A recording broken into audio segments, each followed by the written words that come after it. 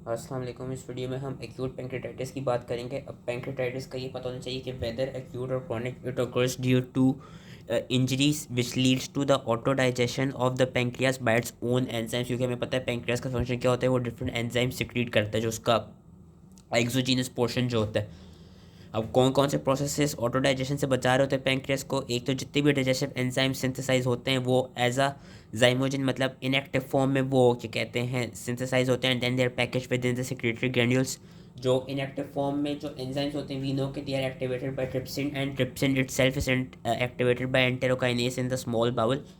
तो पैंक्रियास के अंदर बहुत मिनिमल होती है कि एंजाइम्स की एक्टिवेशन हो रही हो। एंड लास्टली कुछ वो आपके क्या कह सकते हैं एक डिफरेंट इनहिबिटर्स सिक्रीट कर रहे होते हैं एसिनर और ductal cells like SPINK one which is जो serine protease inhibitor Kazal type one, जिसका भी काम क्या होता है कि जो ट्रिप्सिन की जो एक्टिविटी है ट्रिप्सिन की एक्टिवेशन को कम कर रहे होते हैं, इनहिबिट कर रहे होते हैं, ताकि पैंक्रियास के अंदर जो एंजाइम्स हैं वो एक्टिवेट ना हो जाए। अब एक्यूट पैंक्रेटाइटिस की हम मेनली बात करते हैं। What is acute pancreatitis? It is basically reversible pancreatic parenchymal injury and inflammation.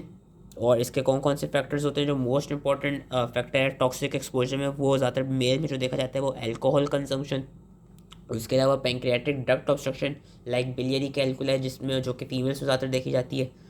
Inherited genetic defects, vascular injury and different infections like mumps के या कॉक्सैकी वायरस के, इससे भी पैंक्रेटाइटिस हो जाता है। अब इसके जो टिलॉजिकल फैक्टर्स हैं इनका उन्होंने यहाँ पर अच्छा सा टेबल दिया हुआ है। इस टेबल को हम याद कर सकते हैं कि मेटाबॉलिक, जेनेटिक, मैकेनिकल, वेस्कुलर और इन्फेक्शियस कौन कौन से फैक्टर्स हैं। जो एल्कोहलिज्म की ज़्यादातर यही होता है कि बिलियरी ट्रैक्ट की कोई डिजीज़ हो या एल्कोहलिज्म की वजह से ये एक्यूट पैंक्रेटाइटिस के केसेस मिलते हैं। और जो मेल टू फीमेल रेशियो होती है एल्कोहलिज्म के केस में, दैट इज़ मेल की ज़्यादा डोमिनेंट देखा जाता है कि 6:1 होती है, whereas biliary tract disease की केसेस में फीमेल की ज़्यादा प्रिपोर्टेंस देखी जाती है कि 1 ratio male to female ratio 1:3 होती है। मतलब अगर बिलियरी ट्रैक्ट डिजीज़ तो ज़्यादातर फीमेल्स को अफेक्ट करता है। पैथोजेनेसिस क्या है? पैथोजेनेसिस की बेसिकली ये है कि जो acute pancreatitis it results from inappropriate release and inappropriate activation of pancreatic enzymes which in turn destroy the pancreatic tissue and they elicit an acute inflammatory reaction। और हमें पता है कि जैसे इनअप्रोप्रिएट ट्रिप्सिन एक्टिवेशन होती है तो उसकी वजह से डिफरेंट एंजाइम्स एक्टिवेट हो जाते हैं लाइक योर फॉस्फोलाइपेसिस जो कि फिर फैट सेल्स को डिग्रेड करता है, एंड योर इलास्टेसिस जो कि प्रो इलास्टेस जो जिसका काम हुई होता है कि वो जो ब्लड वेसल्स के अंदर इलास्टिक फाइबर्स हैं उनको डैमेज करने लग जाता है। अब जो ट्रिप्सिन है, ट्रिप्सिन आइदर डायरेक्टली और indirectly it also activates different factors which are found in the blood. For example it activates your coagulation factors, it activates your complement factors, kallikrein fibrinolytic pathways के factors, जिसकी वजह से there is a chance कि small vessel thrombosis हो जाए which further causes damage to acinar cells. जो acute pancreatitis की 3 main causes हैं, duct obstruction, acinar cell injury और डिफेक्टिव इंटरसेलुलर ट्रांसपोर्ट। उसके लिए हम ये एक अच्छा सा फ्लो चार्ट याद कर सकते हैं। इसी फ्लो चार्ट को उन्होंने फर्दर डिटेल में पैराग्राफ्स में बताया हुआ है जो कि मैं भी बता देता हूँ, लेकिन इसका याद रखना है कि ये अगर आप ये फ्लो चार्ट भी याद कर लें तो it is more than enough. सबसे पहले उन्होंने बताया हुआ पैंक्रियाटिक डक्ट ऑब्स्ट्रक्शन के let's suppose due to gall stones या ड्यू टू बिलियरी स्लज या due to periampullary neoplasms like pancreatic cancer, choledochoceles like congenital cystic dilation of common bile duct या parasites like ascaris. इसकी वजह से क्या होता है? ऑब्स्ट्रक्शन हो जाती है। अब जब ऑब्स्ट्रक्शन होती है तो ऑब्स्ट्रक्शन की वजह से क्या होता है? The intra pancreatic ductal pressure its raised which leads to accumulation of enzyme rich fluid within the interstitium. ठीक है, क्योंकि डक्ट की ऑब्स्ट्रक्शन हो गई है तो प्रेशर पीछे से बढ़ रहा है क्योंकि एंजाइम सिक्रीट हो रहे हैं। अब जो लाइपेजेस होता है, लाइपेजेस यूजली अपनी एक्टिव फॉर्म में ही सिक्रीट होता है, एंड लाइपेज का काम क्या होता है कि वो फैट को डिस्ट्रॉय करता है, फैट की वो डाइजेशन कराता है। अब लाइपेज जब अपनी एक्टिव फॉर्म में निकलते हैं तो उसकी वजह से क्या होता है कि there is local fat necrosis, and when local fat necrosis is occurring, necrosis हो रही होगी वहाँ पे कुछ डेंजर सिग्नल्स रिलीज हो रहे होंगे आसपास के एडिपोसाइट से। अब वो जो डेंजर सिग्नल्स होते हैं, these danger signals they are basically sensed by your pancreatic stellate and cells and pancreatic leukocytes, and ये आगे फर्दर प्रो इन्फ्लेमेटरी मीडिएटर्स को रिलीज़ कराते हैं।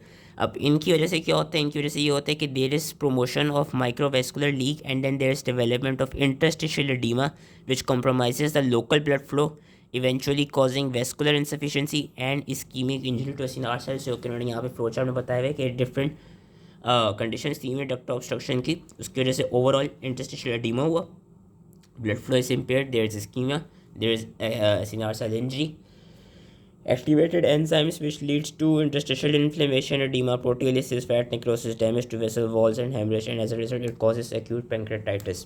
फिर हमारे पास आ जाती है एसिनार सेल इंजरी, जिसकी उन्होंने यहाँ पे कॉजेज दी हुई हैं कि primary acinar cell injury also leads to release of digestive enzymes, inflammation and tissue auto digestion. कौन से फैक्टर्स हो सकते हैं कि कोई भी लेट सपोज ऐसा डैमेज हो जिसकी वजह से ऑक्सीडेटिव स्ट्रेस बढ़ गया हो and there is generation of intracellular free radicals, या कोई ऐसा कहते हैं वो डैमेज हो जिसकी वजह से ट्रांसक्रिप्शनल जो फैक्टर्स होते हैं उनकी एक्टिवेशन हो गई हो, like AP1 and NF kappa B. इसकी वजह से क्या होगा, जब इन दो ट्रांसक्रिप्शन फैक्टर्स की एक्टिवेशन हो जाएगी तो they will induce the expression of chemokines which will attract mononuclear cells and as a result they will then again cause damage to acinar cells, eventually causing acute pancreatitis. और ये भी देखा गया है कि हाइपरकैल्शीमिया की स्टेट में भी पैंक्रियाटिक इंजरी होती है, क्योंकि calcium normally low calcium levels का काम ये होता है कि वो ट्रिप्सिन को उसकी इनएक्टिवेटेड स्टेट में रखते हैं, उसको ऑटो इनहिबिटेड रखते हैं।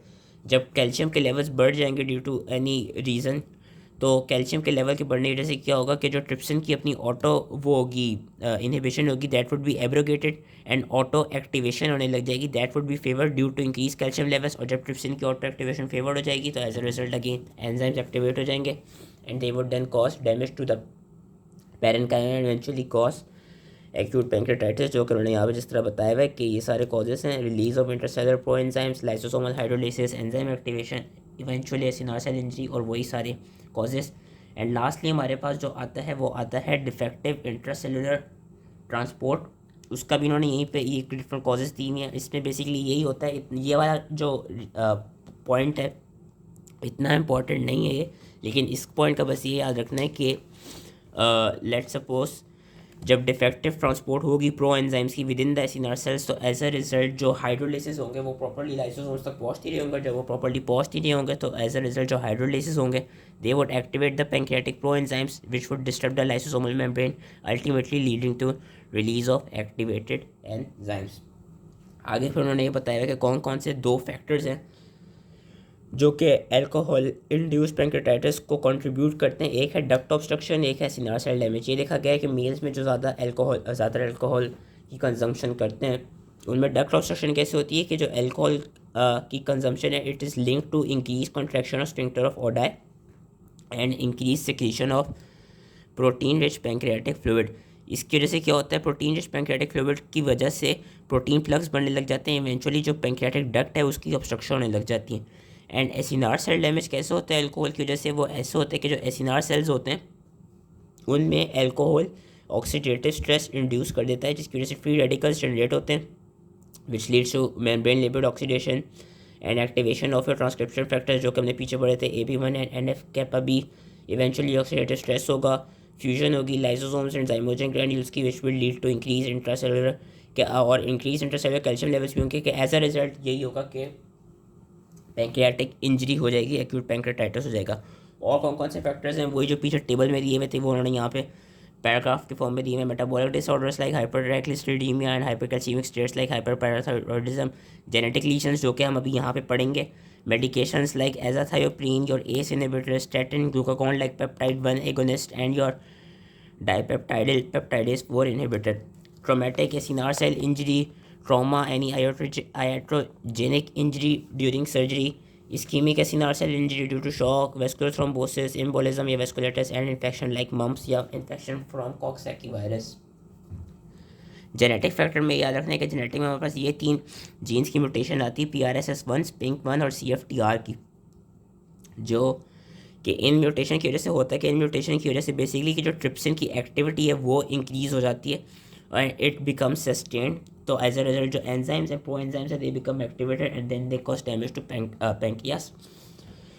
PRSS1 का याद रखना है कि इसकी क्या होती है, इसकी हो जाती है gain of function mutation which leads to which make trypsin resistant to self inactivation, as a result trypsin remains activated. और SPINK1 वाली जो जीन है उसको याद रखना है कि वो ऑटोसोमल रिसेसिव केसेस में देखी जाती है। SPINK1 का भी यही काम होता है कि वो ट्रिप्सिन की इनहिबिशन कराती है। जब इसकी लॉस ऑफ फंक्शन म्यूटेशन हो जाती है तो एज अ रिजल्ट ट्रिप्सिन की इनहिबिशन खत्म हो जाती है एंड ट्रिप्सिन बिकम्स एक्टिवेटेड, और ये ऑटोसोमल रिसेसिव के केस में देखे जाते हैं। एंड लास्टली और जो सिस्टिक फाइब्रोसिस की जीन होती है CFTR, उसका याद रखना है कि उसमें भी जब mutation leads to abnormal secretion and it promotes protein plugging, duct obstruction and eventually development of pancreatitis. जो बेसिक मॉर्फोलॉजिकल फीचर्स या बेसिक ऑल्ट्रेशंस देखे जाते हैं एक्यूट पैंक्रेटाइटिस के केस में, that is a microvascular leak, oedema, fat necrosis, acute inflammation, damage and auto digestion of pancreatic parenchyma and blood vessel destruction with interstitial haemorrhage. Acute interstitial pancreatitis की case में हमको mild inflammation मिलेगी, interstitial oedema मिलेगा, focal fat necrosis मिलेगी within the pancreas and the peri pancreatic fat, जो कि फिर saponification करेगा। हमें पता है सपोनिफिकेशन क्या होती है कि जो फैटी एसिड्स हैं they combine with calcium to form insoluble calcium salts and soluble calcium soaps. तो ये पूरा प्रोसेस था। एक्यूट नेक्रोटाइजिंग पैंक्रेटाइटिस होता है, उसमें क्या होता है, उसमें जो एसिनाई हैं, डक्ट्स हैं, दे और जो आइलेट्स भी, आइलेट्स ऑफ लैंगर हैं, दे ऑल अंडरगो नेक्रोसिस। और एक हेमोरेजिक पैंक्रेटाइटिस होता है, उसमें there is extensive parenchymal necrosis which is accompanied by intra parenchymal haemorrhage due to vascular injury. जो फैट नेक्रोसिस होगी, it can also occur at the level of omentum, at the level of mesentery adjacent to the bowel of the pancreas, and it can also occur beyond abdominal cavity in your subcutaneous fat. और हमको peritoneal cavity में किस तरह नज़र आएगी कि adipose tissue की digestion होगी। बेसिकली जो पेरिटोनियल कैविटी होगी, it would contain serous slightly turbid brown tinge fluid with flat fat globules, जिसका ये मतलब है कि वहाँ पे लोकल फैट वो हो रही है, एडिपोज टिश्यू की डाइजेशन हो रही है। क्लिनिकल फीचर्स क्या हैं? Clinical features again abdominal pain most important, जो कि देखा जाता है मोस्ट इंपॉर्टेंट कार्डिनल मैनिफेस्टेशन है एक्यूट पैंक्रेटाइटिस की। उसके अलावा जो पेन है वो कांस्टेंट होगा, इंटेंस होगा, और जो डर्मेटोमल रीजन्स होते हैं पैंक्रियास के, वहाँ पे वो रेफर किया जाएगा, वहाँ तक रेडिएट कर होगा कि the pain would refer from abdominal pain would be referred to upper or mid back and occasionally left shoulder. There would be anorexia, nausea, vomiting, elevated levels of amylase and lipase.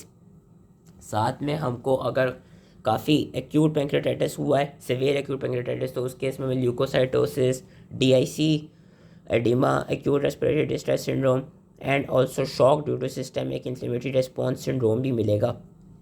अच्छा, मैंने कहा था कि plasma levels of both amylase and lipase would be elevated. ये याद रखना है कि जो सीरम लाइपेज है that is your most specific marker for acute pancreatitis, क्योंकि जो लाइपेज होता है उसकी जो हाफ लाइफ होती है दैट इज़ क्या कहते हैं मोर, उसकी 8 to 14 डेज हाफ लाइफ होती है। It remains elevated for 8 to 14 days, where as जो अमाइलेज है उसकी हाफ लाइफ शॉर्ट होती है एंड जो अमाइलेज के लेवल्स होते हैं वो 3 से 5 दिन में नॉर्मल हो जाते हैं। इन सब चीज़ों के साथ साथ हाइपोकैल्सीमिया मिल रहा होता है, क्योंकि हमें पता है सपोनिफिकेशन चल रही होती है। एंड इसकी ट्रीटमेंट का यही है कि हम ज़्यादातर इंट्रावीनस फ्लूइड्स देते हैं पेशेंट्स को, सॉलिड फूड खाने से मना करते हैं ताकि एंजाइम्स की ज़्यादा सिक्रीशन ना हो। So that was all related to acute pancreatitis. I hope easily समझ में आ गया। सॉरी मेरी तबीयत थोड़ी सी ख़राब थी and that was all. Thank you.